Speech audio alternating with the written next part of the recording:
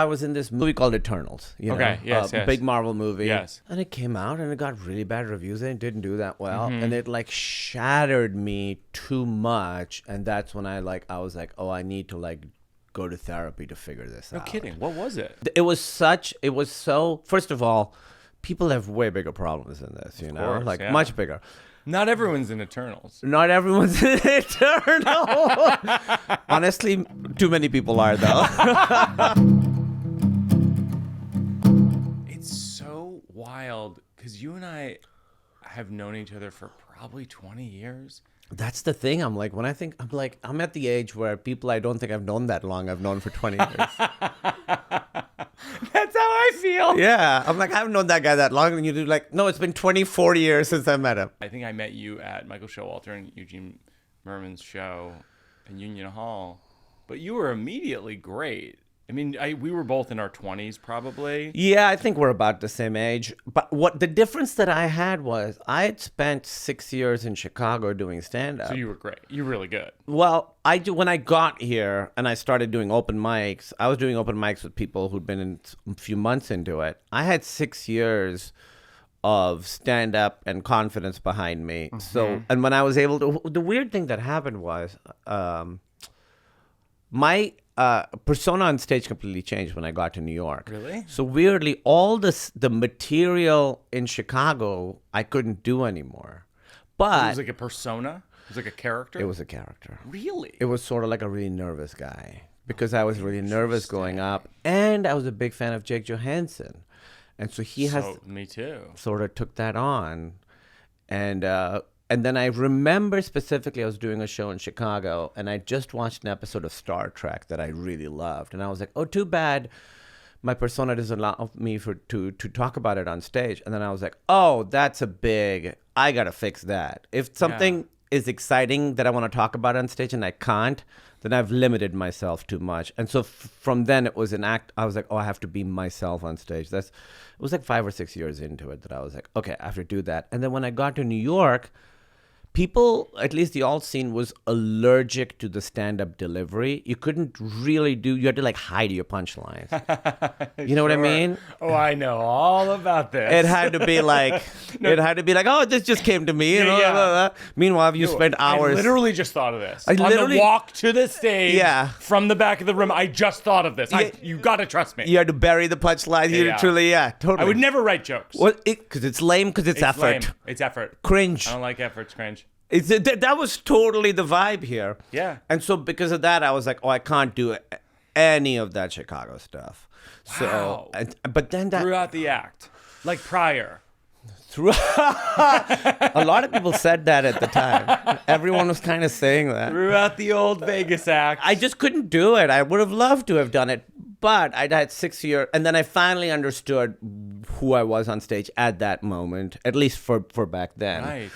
And then when I started I spent 2 years in New York, creatively still the most fulfilling years of my career, because I wrote so much. I wrote constantly. I wrote the bits I'm most proud of in those 2 years. Yeah.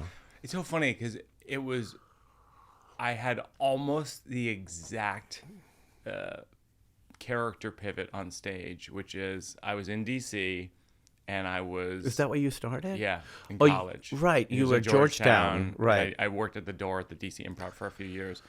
And my character was just like a little dumber version of myself. Mm-hmm. And because I think when you're starting out, it's fun to be kind of less intelligent than yourself and insecure, etc. Right? And then I moved to New York, and I think for the first 2 years, it kind of hit me like, no, I should play to the height of my intelligence. Right. And then it becomes most important that everyone know how intelligent I am. Then it becomes, first you're like, I'm just stupid. And then it's like, no, it's vital that you understand the depths of my intellect. A full 180. Yeah, totally. No, but then But then weirdly, like that hung with me. Like I was on Marin recently, and he still holds on to like the Mike persona when he moved to New York. Wait, so you're saying Mark Maron holds on to stuff from the past? Is this? No, I don't. This is what people say. I don't know. I don't know anything about it. Be careful. No, I didn't say this. I love Mark, but we've had our times in the. We've had. But he's what we call in Italian culture a character. He really is. I mean, there's talk about no difference on stage, off stage. Oh, yeah. He's Mark the whole time. Oh, yeah, it's pure. Yeah. Well, I would very, very, I think Mark specifically right now is a great advocate for good stand-up comedy. Oh, he is. Because I think we're in an age where a lot of stand-up is becoming sort of similar, talking about the same things. And Mark is really out there being like, this is what, there's good comedy. And he's kind of trashing the stuff he doesn't like. True. And, doing a lot of stand-up in LA recently, because I'm all over the place. But I think you're good. I stopped doing stand-up for like 7 years. I didn't do stand-up. Oh, we're going to talk about that. So when I started up again, I was a little bummed out going to the club, seeing like all these guys and being like, this is what comedy is? Like back in my day, it was about being original and doing something nobody else is doing. 1700s. In the 1700s, yeah. It was, we didn't have mic, we had to project, You had to breathe from the diaphragm. Yeah. No, but that's interesting. So you thought that the newer crop of comedy it was not as exciting. Yes. Were you at clubs or alt rooms? Clubs. Oh, clubs. The alt scene in LA is not super hot right now. But to really, really quickly say, when I've toured and I've sort of done like, I'll just drop in and do like smaller alt rooms in other cities and stuff. Yeah. And I was like, oh, stand-up is fine. These people are hilarious. Right. So I think there is a reaction to sort of the dominant stand-up, which right now is, kind of like bro-y and stuff. Yeah. Outward facing. Yeah. For a while, comedy was really about like introspection, and now I think it's a little more bro-y. But what do you mean by outward facing? It's not really, I find, stuff that's particularly vulnerable. You're not revealing yourself on stage, where I think there was a while where that was really valued. Right. You're mocking outward versus looking within. That's right. And obviously comedy's a mix of it, you Sure. know? But I feel like when Louis C.K. was at his height, he made this thing where everybody was talking about their deepest, darkest feelings inside. And now I think it's more, like I said, about mocking things outside. Yeah. Which is, to me, it's less interesting. You had the thing where you became so big, so fast, and then you became a movie star. And then, you were sort of gone. And it's like, did you feel that? And did you feel that about other people when you were coming up, where they would kind of go into the ether and never return? Well, the people that I knew early on who really hit it big from my scene in Chicago, the ones who really hit it seemingly not overnight, but kind of was Hannibal exploded, while he lived in Chicago. I think he already got really big. Yeah. Because he did Aspen on Montreal, one of them. Yeah, I remember when Hannibal showed up in New York and he was immediately great. Yeah. And those guys obviously kept doing stand-up. And Pete Holmes was in that scene, right? Pete Holmes. And he's never gotten good, but he's a good guy. At some point, he should learn to... he's gonna be good. Do well on stage. No, I think he will. It's gonna take some time. I think he just... Yeah. Everyone... I think is an expression, everyone in their own time. Yeah. It takes how long it takes for them. It's been 25 years? Any second now. Yeah, it's 30. For him, it might be 40 years. But when you get there, we'll be like, you're not going to believe it. Pete's good now. Yeah, Pete's great. Pete does well on stage now. Yeah. Still one of the hardest people to follow. When I went back to stand-up, you're just Pete is hard to follow. Fuck, I got to go up after Pete. I have to follow this fucking camp counselor meets youth pastor who will bully audiences into laughing. If they don't laugh, he'll be like, "You should be laughing. The joy inside you is dead." You're not big laughing. Why is wrong with? No, it's you. Exactly. Yeah, he does that, and it works. No, it works. He does an impression of you that you don't like, right? I don't think it sounds like me, but then other people's impression of me sounds like Pete's impression of me. So I'm like, all right, I guess people are experiencing me differently than I experience myself. What would be a good impression of you? There was a guy who, do you know Drew Michael? He's a very stand-up.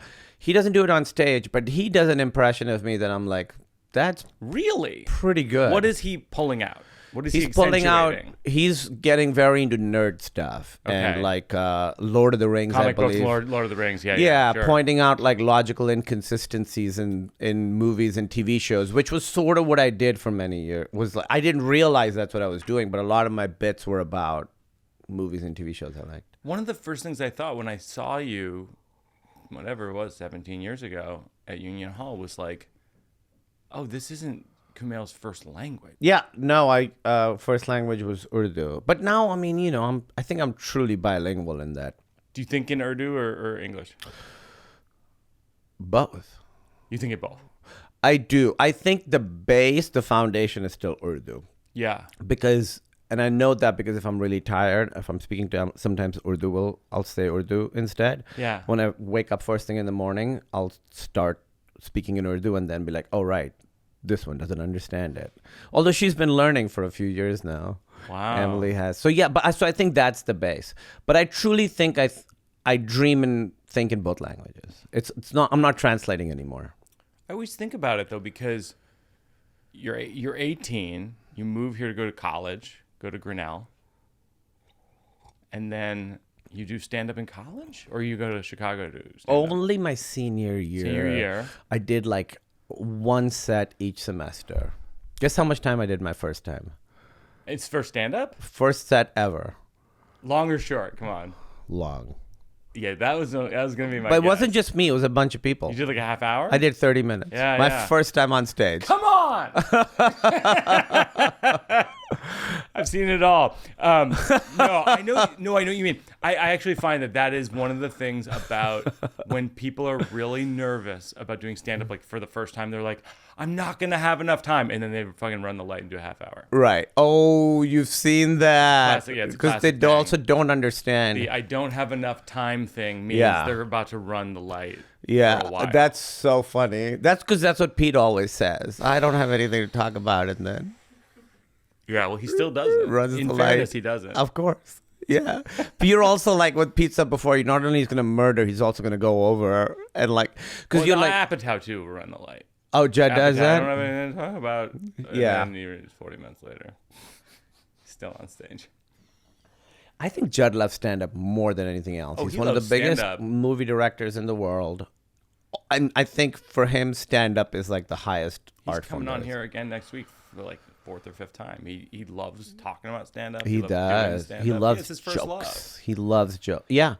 How did you end up making The Big Sick with Judd? That feels like a huge life-changing thing. It was. I mean, I'm To this day, to this day. he the thing became a I'm movie most star and proud an of. Oscar-nominated screenwriter. It happened because a few years before, I would guess it was 2013 or something, or 2014. We were premiering Silicon Valley at South by Southwest, which was 2013, I think.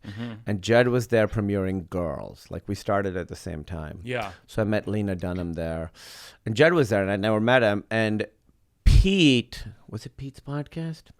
Pete was doing his podcast, I think. And he had a bunch of guests on. It was me, Judd, Todd Barry, Chris Gethard. Yeah. And Judd and I got along great, and we kind of hung out that weekend, and we had a great time.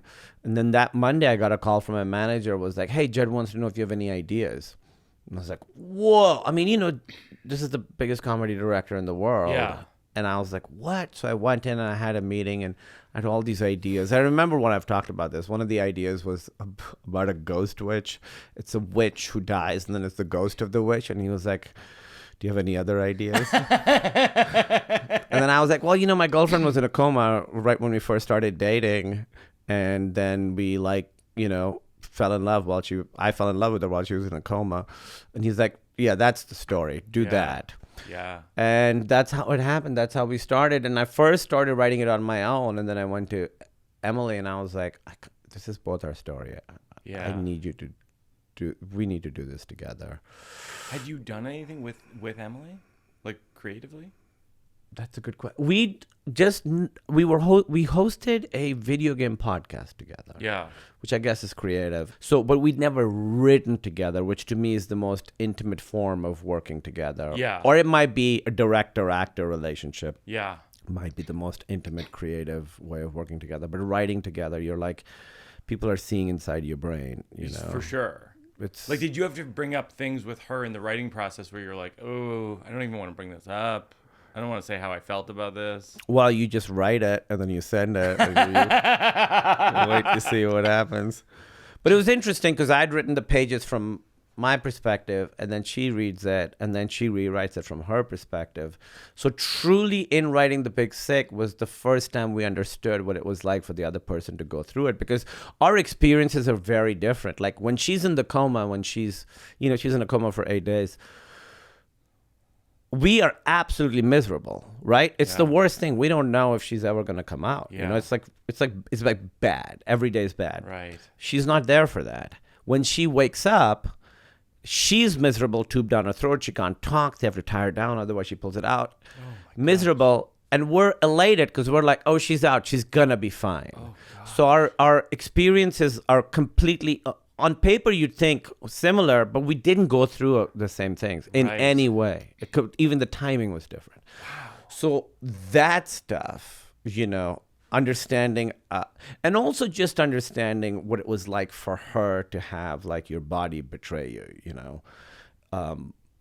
Really didn't understand any of that until we started writing The Big Sick. Still trying to understand. Really? It. Yeah, I feel like our sort of relationship patterns in some ways were born from that experience. Yeah. And we're still sort of trying to, in some ways, get out of those canals, you know what I mean? Yeah. Gosh, yeah. Jenny and I wrote a special on the Broadway show I did called The New One, about having of our course. child, and about how I never want to have a child, and then we did have a child, and how all the reasons I was right and wrong ultimately. And yeah, it's a level of deepness that is somehow even closer than marriage.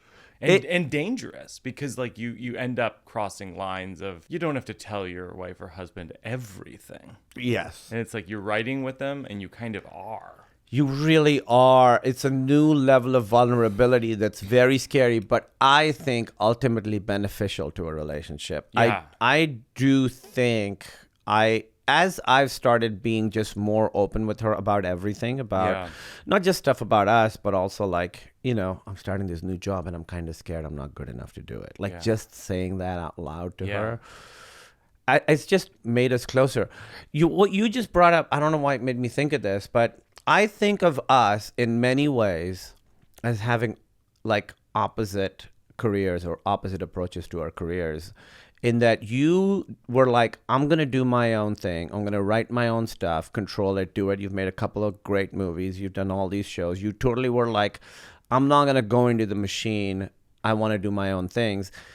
And I kind of went the other way and did go into the machine. And I am now seeing, I have no regrets, but I do now want to prioritize doing things the way you do them, which is, I'm a writer too, and I feel like I'm only using one part of my skill set. Right. You want to exit the machine.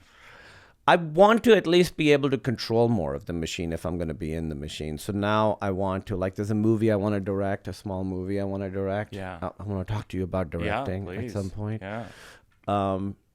I just want to be, Emily and I started a production company that we're now trying to like make our own stuff. I just got sort of dazzled by, you know, people wanting to cast you and stuff. Yeah, of course. And it's great, but you also don't really, you're just at the mercy of other people's mistakes. And I want to be at the mercy of my own mistakes. So you're in town right now doing O'Mary on Broadway. Yeah. You're playing Lincoln, which made me laugh so hard. Have you seen the show? Twice. Yeah. It's so funny. Yeah, I think it's really hilarious, and I'm also friends with Hannah Solo, who is the understudy for Cole. I've been working with her last week. Yeah. I'm in rehearsal. This is my second week of rehearsal. She's phenomenal. She's hilarious, and Cole is obviously brilliant, and it just seems like good energy, the whole cast and crew. It's good vibes. Michael Lavoie and Carly are producing, who've produced a bunch of my shows through the years. I don't know them, but I met them. Really good vibes. Yeah. That's a fun show to jump on board of. I've never done a play in my life. Oh, interesting. Not even high So school. they have to show you the nuts and bolts of it? I didn't know what upstage and downstage meant. Oh, interesting. Yeah. I'm still not. Upstage is further away from the audience. Correct. Yeah. Yeah. Ding, ding, ding. Yeah, there we go. 8 days in, finally figured it out. It's really interesting because many things about it are interesting. And it's similar enough to screen acting that the differences are really confusing. One, we're going into a show that's already going. So in some ways, it's not like a collaborative experience. In some ways, it's like you say this line here, then you go here and you say this line here. And in the beginning, that first day, I was so overwhelmed because I'd never worked with like that, where you're usually like working with other actors, director, and directors will have ideas like you say that there, but you're like, actually, I think I would be on the move. And they're like, okay, let's try that. Yeah. This is not that. Now that I've been doing it, I now understand the thinking behind all that. Like, I understand why I'm saying this here, then I walk here and say this. Like, it makes sense. But in the beginning, the other thing is, you know, the way I've done comedy has always been, hey, instead of this, can I say it like this? Yeah, sure. And you have to be word perfect on this. You can't. So for me, that was a big adjustment. Especially with the pacing of this comedy. Yeah, it's go, go, go, go, go, go, go. And if you miss it, it probably has this weird chain reaction downstream of someone else's line having the wrong tempo. Oh, it is like, it's like 300 people like walking across each other like at the perfect time. It's almost like a British farce. It is. It has like a really specific tempo. And they keep saying you do not hold for laughs. You plow through. Oh, is that what it? You say the line, say the line, interesting. say the line, say the line. There are 2 moments where they said you hold for a laugh. Otherwise, No kidding.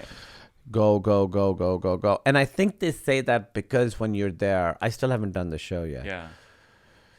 Naturally, you'll have the instinct to hold a little bit for the laugh. Yeah. I assume that's fine. They just don't want you to like really live in it and milk it the way that I do when I'm doing stand-up. You know, you sort of like let the laugh go, and then you don't like let it go to zero, but you like kind of like ride that wave for a little bit. Yeah. It's what if you just ignored them? And then the show just starts running 2.5 hours. I'm just improvising. Oh, it's the Kumail edition. I think I'll be gone. But I'm really, really loving the process of rehearsing like this because, well, there's 2 things. One, the worst thing about filming is always you do the scene, you're on your way home, and you're like, oh, shit, should have done it like that. Yeah. Theater, you get to do it. Theater, you get to go home and be like, you know what? I'm going to try it that way tomorrow. Yeah. Really, that has been very exciting, and working with, you know, the directors, it's been really, really, really fun. The other thing is, for me, when I'm like doing stand-up or doing acting, I don't think about comedy in terms of how I deliver it or timing. Like, I just have to sort of really shut my brain and go on instinct. Yeah. So before I say it, I don't know how it's going to come out. And that's the way that I have to do it. That's the only way I've learned to trust myself. And it works for me. So if I'm preparing for a movie, I'll prepare everything else. I don't prepare the comedy. Yeah. I just go, we'll see what happens because that's what works for me. Here, it's different. Like you said, it's ta-ta-ta-ta-ta-ta-ta. So it's got to like really hit it the way that you hit it every single night. Yeah. It's got to be the same. And watching other people... like I'm working with Jinx Monsoon and Jen Harris, who've done a lot of theater and are absolutely hilarious. But seeing them dial in moments, not mathematically, because that makes it sound soulless, but with some sort of intellectual component to it. Yeah. I always think of comedy delivery as having 0 intellectual component to it. Seeing them do that has been really interesting. And for the first time, I'm understanding like, oh, you could do the same joke the same way with the same timing and have it be as hilarious every time. Yeah. For me, the instinct is to like try and do it a little differently every time, you know, at least on set. Are you studying up on Lincoln? No, not at all. You should read the book at least. From If a few years anything, ago. this version of Lincoln's more like Richard Nixon, if anything, who's like sort of like worked up and angry and sweaty and hates himself and all that kind of stuff. Yeah. It's like that. So do you think about timing? No. Like when you're doing your shows? No, right. No, as a matter of fact, that's what I was kind of getting at when I was saying, like, when I first saw you do stand-up, I was like, wow, this is his second language. That's so shocking because I would think, like, the natural timing of your first language would be the thing that you were essentially studying subconsciously your whole life to get a rhythm, and then you're in English, and it's like, how do you have timing in English? I wonder, I've never thought about that. Is comedy timing different in Urdu and English? I come from a very funny family. Like my parents are very funny. Yeah, there must be crossover. There's gotta be in the timing. It's gotta be similarities because it's all about surprise, and I bet it's similar. What helped me, I think, to sort of get a little bit, I guess this is a little bit esoteric, a little vague. The structure of the language, the sentences is so different. Like Urdu is left to right, English is right to left. English is left to right. Sorry, I have to always correct you on your Urdu. Urdu is right to left, and then the where we put verbs and subjects is different. Yeah. And so I think that makes you generally kind of approach things a little differently too, where you could sort of see like different ways to approach a thing because there are different ways to structure a thought. This is called the slow round. Who are you jealous of? Am I now? Who am I jealous of? Yeah. Seth Rogen. I'm jealous of him. Seth Rogen's, he's doing great work. I think Seth has done Seth and Evan both have done what they wanted to do their entire careers. They went into the machine for a second and then realized, no, that's not how we do best. He's created his own work. He's gotten like an infrastructure, and I really look at his career. And I've seen him get better as an actor as well, He's a really good better actor. better as a writer. And so I would say I'm jealous of what he has built. And to their credit, they made that show in the system, but with full willingness to blow up their own careers. Yeah. I feel like sometimes people forget that. Dude. Like, you can't go so hard at an industry and expect people to be like, way to go, you've really nailed us, like over and over again, and expect people to be like, great. Using specific stories that Yes. where the people know this Yes. is based on me. And then they talked about it in interviews. Oh, that's based on that guy. Also, this is not the first time they've done it. They took on North Korea, if you remember. I know. Oh my and God, that led yes. to a hack of Sony and led to like the head of Sony getting fired. So that's what these guys They're are at comfortable. like South Park level satire. Yeah. All right, this next question is, did your life go how you expected it to go? Not at all. I mean, how could you? I mean, how could I? Yeah.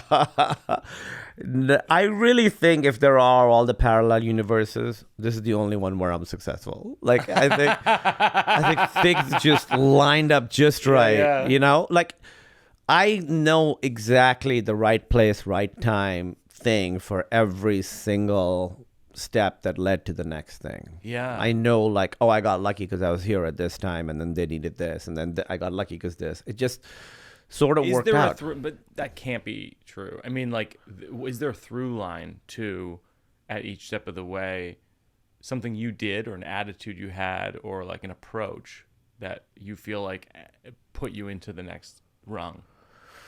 I really think more than anything, whenever people ask you for acting advice, I say be nice to everybody and get to work on time. Yeah. And learn your lines. Yeah. So I really think it was just that I was like a good person to work with. I learned that. I think I had my office job in Chicago when I was doing stand-up at night. I had my office job that I was terrible at. Yeah, I've had those. But I was nice to everybody, and everyone around me kept getting fired. In my department, everybody else would get fired, but I wouldn't. Yeah. And it's because people liked me. Yeah. Those other people were better at their jobs. Yeah. But they fired them. They kept me just because I was like nice. And so I think that's the thing, is that I work hard and that I'm like good to work with. I think that led to everything. But I would say all of my stuff leads back to, I would say, Portlandia. Like, I got so many breaks from doing the first season of that show. Yeah. Oh my God, you're so funny on that It was so fun. And I realized, you could do comedy like this. It could work and just be fun. That show was like explosive. Like when it came out, it was like, it was that. It was, you can do it like this. Yeah. It was sketch like we had never seen it before. Yeah. And that happened because this is how lucky I was. When I first moved to New York, Colbert needed they needed like a brown guy for a sketch. And so this guy, one of the writers had done stand-up with, he's like, can you come do this one little sketch? So I did this sketch, and went well. They had me back a couple of times. I like played this character. And then a couple of years later, I was in Brooklyn going down to the subway, and I ran into the director of Colbert, and she was like, hey, I'm working on another show. Do you want to come do it? I was like, yeah, of course. The next day, I get an email about Portlandia. I was already doing Bumbershoot. Yeah, so I was like, okay, I could just drive. Seattle, yes, festival in Seattle. I was like, oh, I can just drive down, next day do it. I shot that scene for like 2 hours. Truly, she thought of me because she saw me walking down the subway stairs. Wild. And then that sketch led to every job I've had. Like that little 3-minute sketch changed my life. That's a case for living in proximity to other comedians and creators. I think that's the thing, I was always like, work and personal relationships are different. Like work with work people, personal relationships with friends and family. And I've learned, no, work with your friends. It's so stupid that I, for years, didn't want to do that. Yeah. And now I see people like, Rob, his name's Rob Mack now. Yeah. Who does Always Sunny. Yes. Always works with his friends. James Gunn always works with his friends and family. And they have a lovely time. Yeah. Because they trust these people. Why don't you work with Pete Holmes? I said friends. I said lovely people. What's the best piece of advice someone's given you that you used? Actually, Pete gave me this advice when there he is. When I first was moving to New York, he was like, and this is not something I'm necessarily good at, but in this work, he's like, you can never compare yourself to other people. He's like, I've seen talented people get eaten from the inside because they're like, why I should have that. Why does that guy have that? And he named a very specific person who we know who's a very funny comedian. And he's like, I've seen it make him bitter. Yeah. And so that's the one thing that when I first moved here, I was like, all right, I'm only comparing myself to myself and to nobody else. Yeah. It's still, it's still hard to do, but it is a good, like, sort of guiding star. Yeah, I always think about it try to think about it in relation to, like, I can't compare my thing that I just started to what someone else already finished. That's very hard. It's hard. Where you're like, how are you so good and this is not good? Yes. Yeah. What nicknames have you been given that were particularly good or bad? Well, so these will be Urdu based. So, in high school, Nanga, the word Nanga means naked. Yeah. And the bullies in high school called me Nanga Johnny. Yeah. And Johnny means love. And I really, really, really hated that. Really? And up until recently on Wikipedia, under aliases, it would say Kumail Nanjiani because one of these fuckers had gone in and like edited Wikipedia. That is hilarious. I think it's gone now. I haven't been on my Getting own. trolled by your high school bullies as a grown-up? Yeah, dude. That's crazy. That's the thing I realized. I was like, all through my 20s and 30s, I was like, I was very social. I was going out. I was like, I'm cool, whatever. And then I was like, I'm so different from the way I used to be. And now in my 40s, I'm like, I'm the same person I was when I was 14. Yeah. I'm like, I'm still that guy. Only difference is I now like that guy. I used to not like that guy. That's the only difference. And in my 20s and 30s, I tried to be a different person. And now, like, no, this is who I've always been. How'd you arrive at that? It was pretty recent. It was earlier this year where I think doing a lot of therapy and stuff and just being like, when will I be rid of these fucking problems? I'm like, why do I still feel like this on the inside? And you're trying to hide it from people and you realize like, oh, when I was 14, I was worried about these things. And now I'm 47 and I'm worried about these things. And I was like, that's just who I am, I guess. That's just what it is. And instead of fighting it, I just have to like acknowledge it and deal with it the best I can. And the things that are my insecurities at 14 are still my insecurities. The things that I value in myself are still the things I value in myself. The things that I value in other people, same. Well, you've won the slow round. Is that how it goes? I mean, that's a really good answer. I mean, that's as good an answer as I've heard. Oh, that's better than Pete's answer. Oh, yeah. Come on. Pete is, I mean, we keep having him back on the show, but it's only out of sadness. Okay, so this is the section, this is the working it out material section. I'm at this odd stage right now. I just released a special. Yes. And so I'm figuring out what, like, I don't know, what I'm going to talk about, so to speak. And so I have like a lot of like odds and ends. So let me ask you this. Yeah. This is an interesting thing because obviously you do these shows that are like about a certain thing. Yeah. How do you get at that? Like, are you at this point in between shows just gathering stuff and hoping a picture emerges? Or are you going the other way and trying to figure out what is the thing in your life that's like the thing to tackle next? Yeah. So I would describe it as when you do stand up, as long as you and I have done it, your brain starts to think in setups and punchlines. Yes. So I'm just jotting down whenever they come into my head. Right. Because they do. Yeah. On the subway, you know, home from the Comedy Cellar or whatever. I'm just jotting stuff down. And then I try the stuff that makes me laugh. I put on stage and I see what's working. And then over time, I start to be like, oh, okay, I have a bunch of jokes about not wanting to have a child, for example, Right. with the new one, or about death with the old man in the pool, or stuff with my dad when he had a stroke, and that's what The Good Life ended up being about. It's like once I realize if there's an intersection of what I think is funny and the thing that just keeps coming up over and over again, Yes. I'm like, okay, I'm going to explore that. I think that's the really only gauge of what to chase. Yeah. This is the thing that keeps coming up. Yeah. I gotta talk about this. I gotta get this out.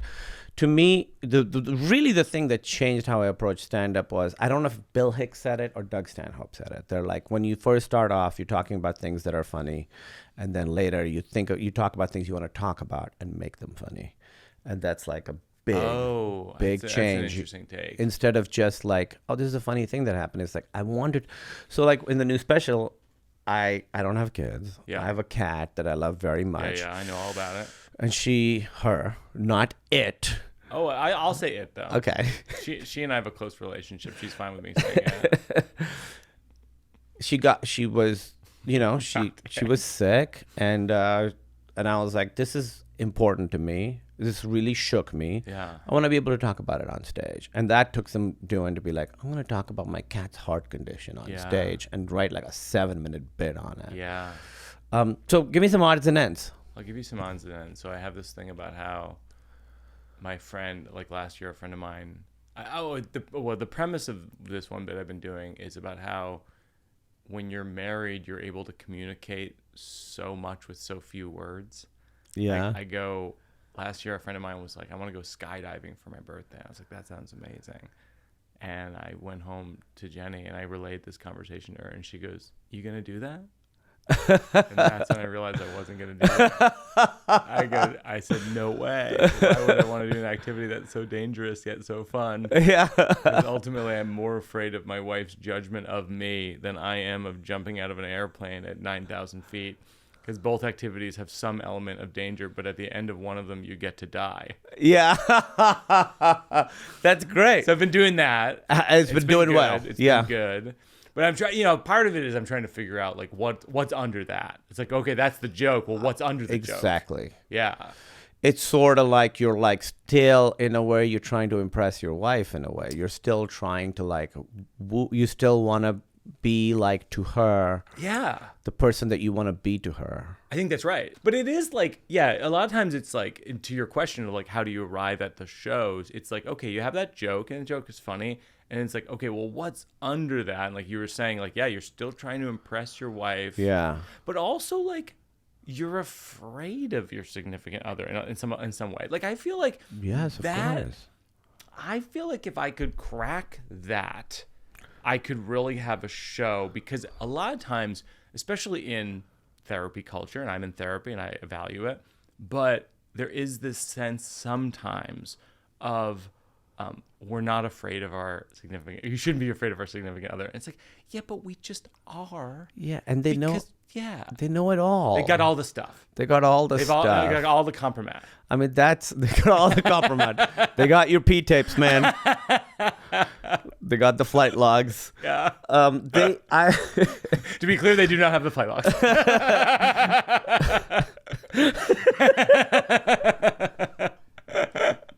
Just to be clear, just to clarify, since there are no logs to be had. There's a lot they don't have them because they do not exist. Yeah.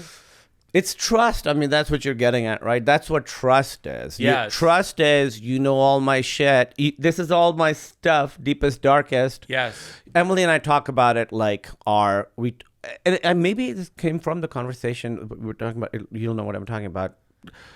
Like my little kid. We talk about like, what's your little kid's thing that's like the thing that is most hurtful to you, that is most painful to you. Yeah. So we each know what our little kid when is. Your 14-year-old self, what is the most hurtful? What is the thing that gets to your bones? So you talk about that with Emily. Yeah, wow. We do, and then I think it's trust. You know, it's like I'm not saying that's necessarily funny, but it is. I think ultimately you have to trust that this person is not going to choose one day to just fucking maul you with all the ammunition they have on you. Right. That's what a marriage is. Yeah. Yeah. So I have that. And then I have a joke sometimes I follow it with where I go, Jenny doesn't love that joke because she doesn't like it when I evoke my own death. Which is true and sweet. And I go, but it's a little hypocritical because she seems to enjoy my presence most when I'm doing activities that are as though I'm not alive. Like when I'm not moving or speaking and my heart rate is low, it is so hot for her. Like when I'm reading, it's like, you know what I mean? Like when I'm taking a nap, I go, if I died, she would be upset for sure. But if I'm being completely honest, for the first 5 minutes after she found my body, she'd be like, this is nice. It's quiet. Yeah. She'd draw baths, she'd do Wordle on her phone. Yeah, I could do my things. Yeah. 5 minutes. Yeah, that's really funny. And then I have this thing, I go, you know, the detective would come over and be like, hey, we noticed a couple things on timeline. We're not saying this was murder because it clearly wasn't. Yes. It's a heart thing that happened. Yeah. However, we have conclusive evidence you found him and didn't call anybody for 25 minutes. That's right. Yeah. That's right. And we saw you did Wordle on your phone. Yeah. We saw that you watched your shows. You watched your shows. Yeah. So, and then at the end of that, I go, you know, the detective would be like, we noticed you were on your phone. And she'd be like, yeah, it calms me down. And he's like, no, I'm only asking if me and the guys had a hard time with the word today. Yeah, that's we always great. think of fluff as a proper noun, like marshmallow fluff, and not the verb form to fluff, to be fluffed. Plus, it has 3 Fs out of 5 letters. What are the odds that once you guess 1 F, 2 of the other 4 squares would also be F? And then they'd have a moment together, and he'd be like, what are you doing later? And she'd be like, today's a hard day. My husband just died. And he'd be like, oh, I'm so professional. And she'd be like, tomorrow's fine. You know? Tomorrow's fine. Yeah. That's great. Which is really another, funny. Like, and that's another, like, what's under the joke kind of thing, which is, I think, like, a broader discussion of, like, that whole thing of like, sometimes people have this thing where they go, like, oh, if I died, like, you should see someone else or whatever. But then it's like, how soon? Yeah. I mean... You know, this gets too dark, so I'm not going to talk about it. But that is something that's been like in our conversation. What's it called? The Rolodex recently is how long after someone passes away is it okay for them to date somebody else? Do you have any bits you're working on? They're like half complete or premises. We could talk about it. It's now the last 15 minutes of my stand-up set. Oh, were you serious? Can we talk about this, by the way? Yeah, for sure. What is it? What is it?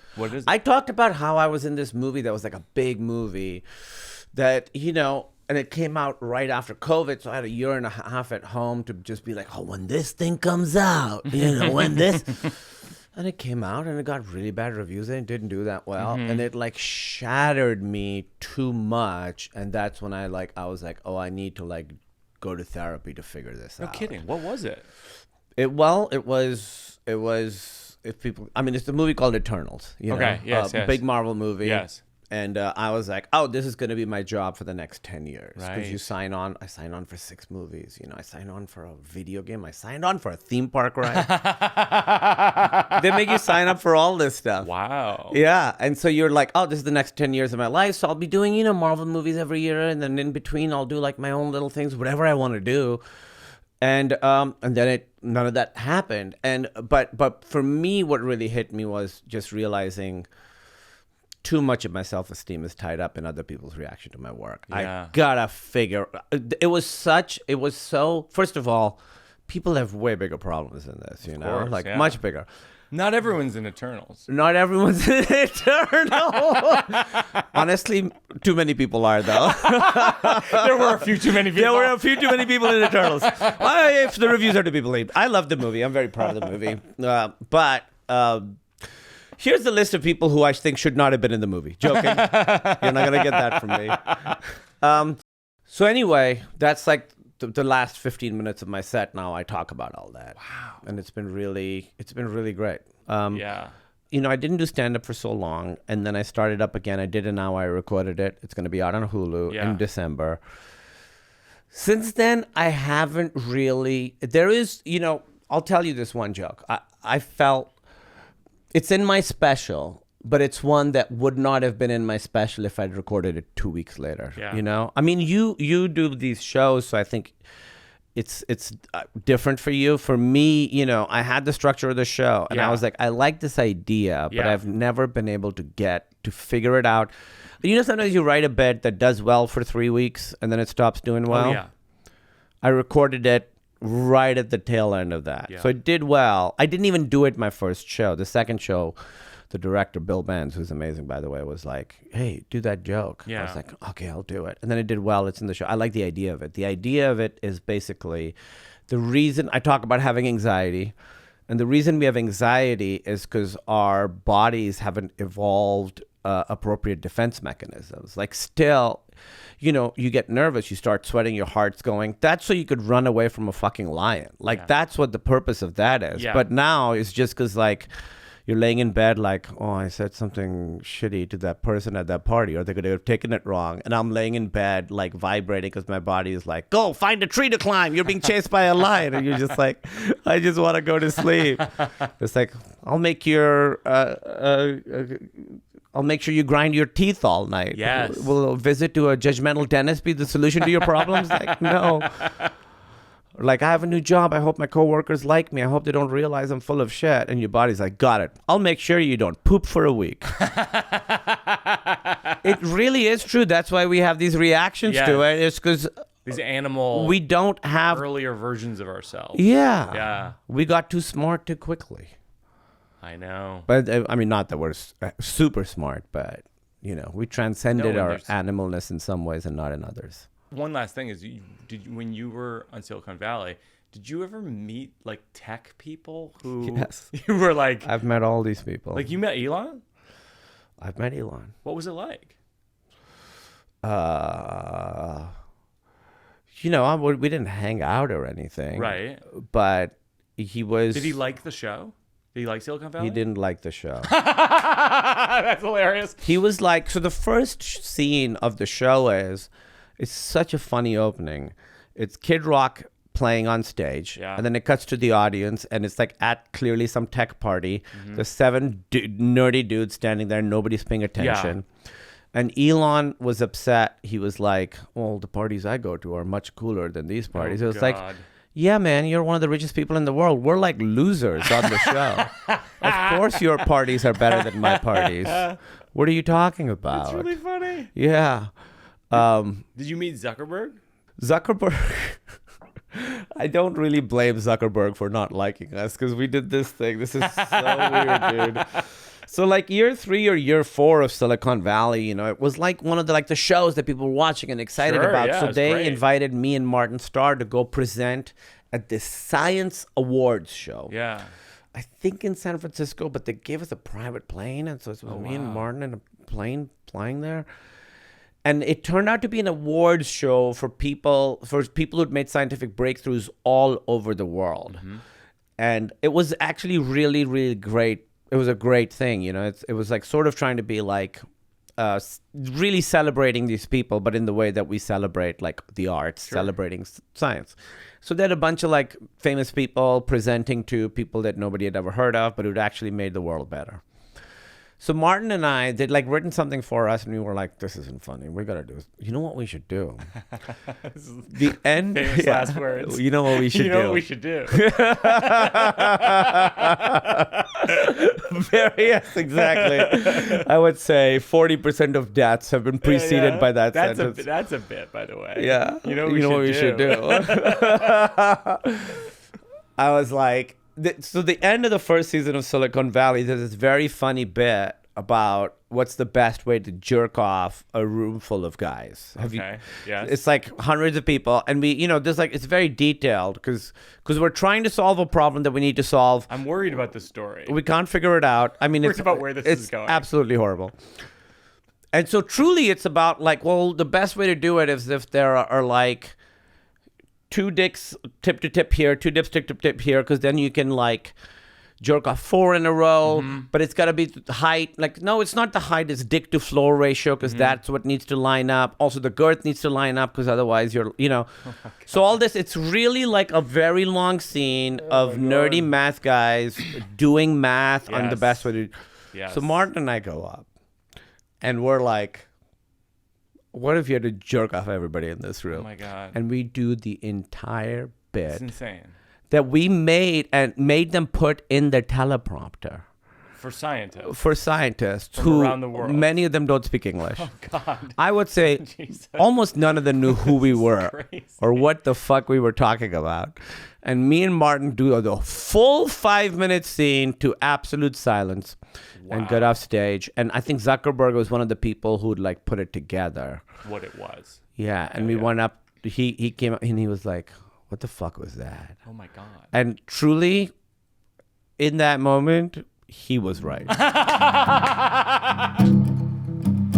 last thing we do is working it out for our cause. Is there a nonprofit that you like to contribute to? And then what we do is we contribute to them, link to them in the show notes.